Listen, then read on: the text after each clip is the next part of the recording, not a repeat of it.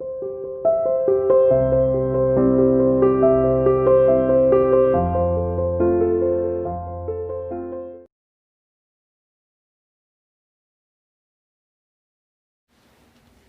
Morning students, how are you? You are welcome to CR international online classes.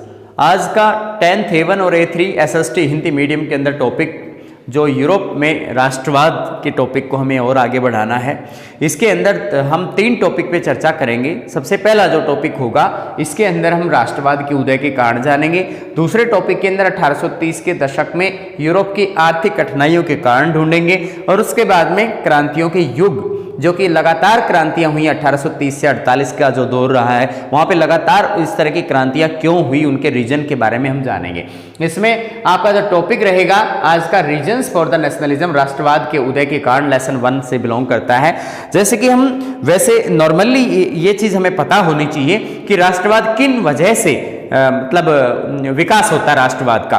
राष्ट्रवाद के लिए कोई ना कोई परिस्थिति बनती है। जब जनता शोषण का शिकार होती है या बाहर की कोई परिस्थिति उनको तंग करने का प्रयास करती है, किसी तरह की समस्या से ग्रस्त होते हैं लोग, तो जब बाहरी व्यवस्था उनको दबाने का प्रयास करती है तो डेफिनेटली वहां पर प्रॉब्लम होगी ही होगी और लोग अपने देश के प्रति एक राष्ट्र बनाना चाहेंगे, अपने देश में एक राष्ट्र को ढूंढेंगे। राष्ट्र एक ऐसी भावना होती है लोगों के अंदर जो अपने देश के ऊपर मर मिटने की भावना वो लोग रखते हैं। हमारे देश के अंदर अगर हम अंग्रेजों के शासनकाल की बात करें, उससे पहले हमारे देश में राष्ट्रवाद का आधार बहुत कमजोर था, लेकिन बाद में जो जो अंग्रेजों ने हमारे यहाँ के लोगों को शोषण किया, तरह तरह से उन्होंने कर व्यवस्था, लगान व्यवस्था को लागू किया, तो लोग परेशान हो चुके थे। उस व्यवस्था से निजात पाना चाहते थे और उसके लिए एकजुट होने लगे। लोगों में आपस में प्रेम भाव उमड़ने लगा। विभिन्न धर्मों के, विभिन्न समुदायों के लोग अपने आपसी मतभेदों को भुलाकर एक होने लगे और अपने राष्ट्र के निर्माण के लिए, राष्ट्र निर्माण के लिए बढ़ चढ़ करके हिस्सा लेने लगे। जैसे कि कुछ साहित्यिक योगदान के लिहाज से अगर हम देखें तो बहुत से लेखक ऐसे हमें मिल जाते हैं जो कि या तो कवि के रूप में या फिर लेखन कार्य के रूप में साहित्य परंपराओं के जरिए वो उन प्रक्रियाओं को आगे बढ़ाते हैं जिनसे राष्ट्रवाद की भावनाएं मजबूत होती हैं। जैसे ऐसे बहुत से कवि, रामधारी सिंह दिनकर हैं, महादेवी वर्मा हैं, प्रेमचंद जी हैं, और भी बहुत से विद्वान हैं जिन्होंने इस तरह का काम हमारे राष्ट्र के अंदर राष्ट्रवाद को मजबूत बनाने में किया है। रविंद्रनाथ टैगोर का, बंकिम चंद्र चटर्जी को हम भुला नहीं सकते हैं, उनका योगदान खास तौर पे काबिल तारीफ है। इसके अंदर राष्ट्रवाद के उदय के कारणों में जैसे सबसे पहला है फ्रांसीसी क्रांति का प्रभाव। हम सभी जानते हैं 1789 की फ्रांसीसी क्रांति हुई और इस क्रांति ने पूरे विश्व में एक मैसेज दिया कि शोषण का मुकाबला करो, शोषण करने वाले जो भी संस्था है या फिर जो भी संगठन है उसको उखाड़ फेंको।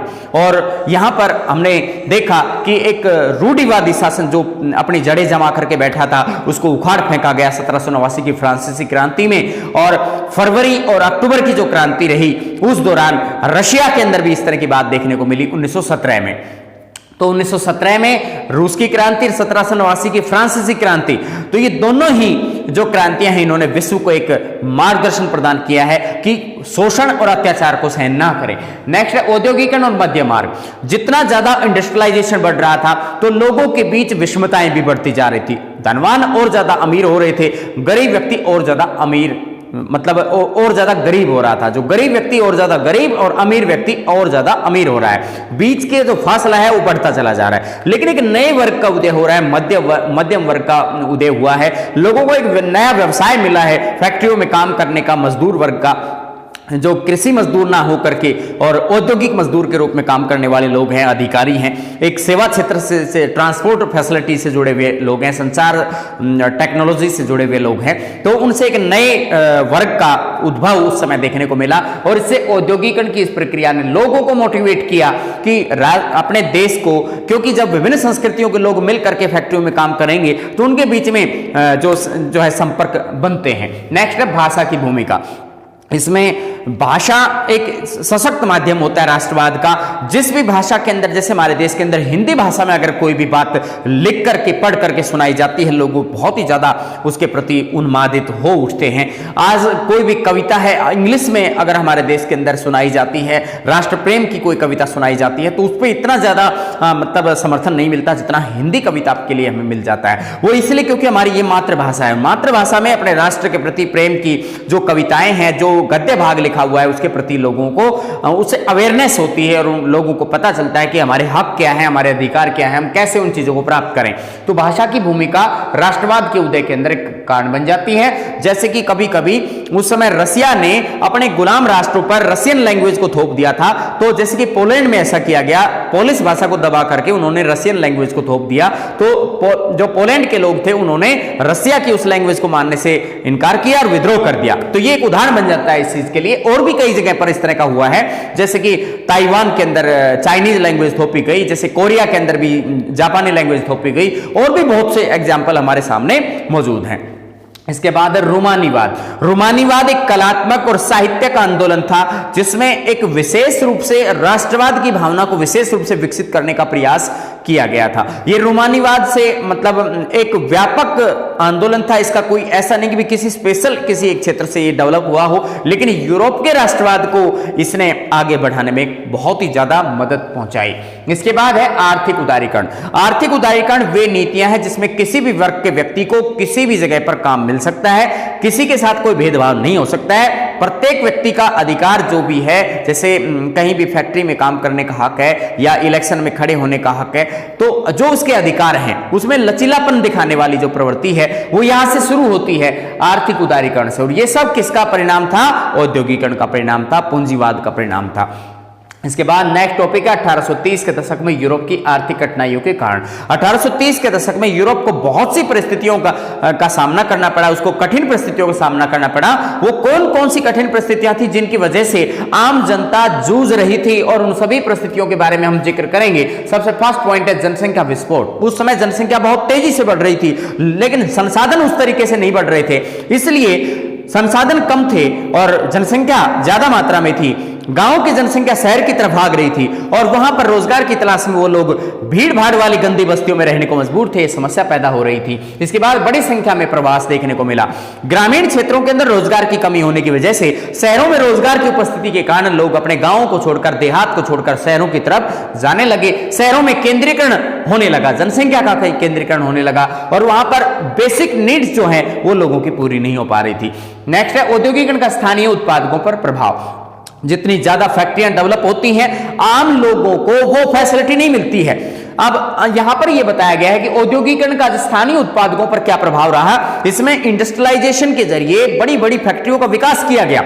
बड़ी बड़ी फैक्ट्रियों ने उत्पादन का काम किया। उत्पादन करने के बाद और स्थानीय जो उत्पादक है उनका माल नहीं बिका, क्योंकि उनके पास वो टेक्नोलॉजी नहीं थी। बड़ी कंपनियों के पास हाई टेक्नोलॉजी थी और उस टेक्नोलॉजी का इस्तेमाल करने के बाद उन्होंने उस उत्पादन को बहुत बड़े लेवल पे लेके गए और उसका मुकाबला स्थानीय उत्पादक नहीं कर पाए। स्थानीय उत्पादकों का माल वहीं का वहीं रह गया, उनका बिक नहीं पाया, इसलिए नुकसान हुआ स्थानीय उत्पादकों को। जैसे हमारे अपने देश के दस्तकार और बुनकर जो थे, अंग्रेजों की पॉलिसी की वजह से, क्योंकि अंग्रेजों का मशीनों से बना हुआ सस्ता माल हमारे इंडिया के अंदर बिकता था, इस वजह से हमारे यहाँ के दस्तकार और बुनकर बेकार हो रहे थे। नेक्स्ट है खाद्यान्न की अधिक कीमतें। उस समय पर क्योंकि सरकार ने कोई समर्थन नहीं दिया, किसानों के हालात पर किसी को कोई सहानुभूति नहीं थी, वहां खाद्यान्न की जो जरूरतें थी वो बढ़ती जा रही थी, खाद्यान्न की कीमतें बढ़ गई थी, लेकिन उसके हिसाब से और उनको उचित कीमत भी किसानों को नहीं मिल रही थी। यानी जो खेती का उत्पादन है वो घट रहा है, लोगों की जरूरतें बढ़ रही हैं, जनसंख्या की जरूरतें बढ़ रही हैं, या खाद्यान्न की जो अधिक कीमतें हैं इसमें कहीं ना कहीं सरकार का ही रोल रहा। इसके बाद है विद्रोह। खाद्यान्न की बहुत ही ज्यादा कमी होने की वजह से लोगों ने इसको डिमांड करने लगे और विद्रोह करना शुरू कर दिया। तो ये सारी परेशानियां जो हैं ये यूरोप की आर्थिक कठिनाइयां 1830 के दशक की हैं। इसके बाद नेक्स्ट टॉपिक है क्रांतियों का युग। 1830 से 48 का जो दौर है वो खास तौर पे क्रांतियों के युग के रूप में जाना जाता है। इस दौरान बहुत सी जगह पर क्रांतियां हुई। सबसे पहला है फ्रांस में विद्रोह। जुलाई 1830 के अंदर फ्रांस के अंदर विद्रोह हुआ और वो मेन रीजन था खाद्यान्न कीमतों का ज्यादा बढ़ जाना, खाद्यान्न की आपूर्ति समय से नहीं हो पाना, लोगों को उनके अधिकार नहीं मिलना, बूर्बो राजवंश के द्वारा जबरदस्ती लोगों पर विभिन्न तरह की जो बाध्यताएं हैं वो लागू करना। इस वजह से जो वहां के स्थानीय जो लोग थे उन्होंने उसमें संवैधानिक राजतंत्र की नींव रख दी और पहले वाले बूर्बो राजवंश को उन्होंने उखाड़ फेंका। इसके बाद ब्रसेल्स में विद्रोह हुआ 1830 के दशक में। तो जुलाई 1830 के जो असर हुआ वो ब्रसेल्स में भी देखने को मिला। उन्होंने भी सेम उसी तरीके से वहां पर विद्रोह कर दिया और अपनी आर्थिक जरूरतें पूरी करने का दबाव पर सरकार पर बनाया। यूनान का स्वतंत्रता युद्ध, जो भी यूनानी संस्कृति से प्रेम रखता था, खास तौर पर जो पूर्वी यूरोप का जो इलाका है उसे यूनान के प्रभाव के क्षेत्र के रूप में जाना जाता है, तो उस यूनान को स्वतंत्रता दिलाने के लिए इस समय आंदोलन एक सशस्त्र संग्राम हुआ। 1821 के अंदर ये शुरू हुआ। कुस्तुनतुनिया की संधि 1832 में हुई और तब तक 1821 से 32 तक के काल के दौरान यूनान का स्वतंत्रता संघर्ष नियमित रूप से लगातार चलता रहा और उसके बाद में अब ये यूनान एक स्वतंत्र राज्य के रूप में अस्तित्व में आ पाया और वहां पर किसी एक नुमाइंदे को उसमें बड़ा हक प्रदान किया गया। इसमें ये तीनों टॉपिक आपको रिवाइज करने हैं। फर्स्ट टॉपिक है राष्ट्रवाद के उदय का कारण। इसमें फ्रांसीसी क्रांति का प्रभाव हमने जाना, इसमें किस तरीके से लोगों पर, स्थानीय लोगों पर, सरकार पर किस तरह का प्रभाव इस दौरान पड़ा है। दूसरा पॉइंट है औद्योगिकरण और मध्य मार्ग। तीसरा है भाषा की भूमिका। चौथा है रोमानीवाद और आर्थिक है उदारीकरण। ये पांचों पॉइंट जो है राष्ट्रवाद के उदय के कारण हैं। अगले टॉपिक में 1830 के दशक में यूरोप की आर्थिक कठिनाइयों का कारण हमने जाना है। पहला पॉइंट है जनसंख्या विस्फोट, बड़ी संख्या के प्रवास, औद्योगिकरण का स्थानीय उत्पादकों पर प्रभाव, खाद्यान्न की अधिक कीमतें और विद्रोह। ये 5 पॉइंट हैं। ये इस 1830 के दशक में यूरोप की आर्थिक कठिनाइयों के कारण के लिए इस्तेमाल होंगे। क्रांतियों का युग है, ये फ्रांस में विद्रोह को दर्शाता है, ब्रसेल्स में विद्रोह को, यूनान का स्वतंत्रता युद्ध, इनकी डेट भी बाकायदा लिखी हुई है। जुलाई 1830 में फ्रांस में विद्रोह हुआ, ब्रसेल्स में 1830 में, यूनान में 1821 से चलकर 1832 तक कंप्लीट होता है। ये कुस्तुनतुनिया यहाँ पे एक शहर था जहां पर एक संधि आयोजित की गई जिसके द्वारा इसको आजादी मिल गई। इस प्रकार ये आपके टॉपिक कंप्लीट होते हैं। धन्यवाद।